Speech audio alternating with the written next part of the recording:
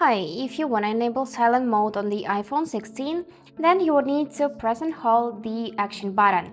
So this button is located on the left side of your phone and it can be set for many features including the silent mode. So to check for which feature it is set up, you just need to tap it once like that, and in the dynamic island you would see the animation for which feature it is set up.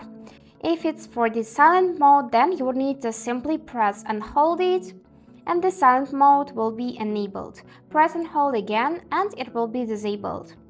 So if your action button is set up for something else, you can change it to go in the silent mode. For that, open settings, go in the action button section, and here you can see many features for this button.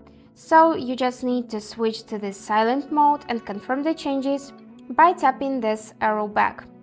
But if you want for your action button to open camera, for example, you can enable silent mode with the help of another way.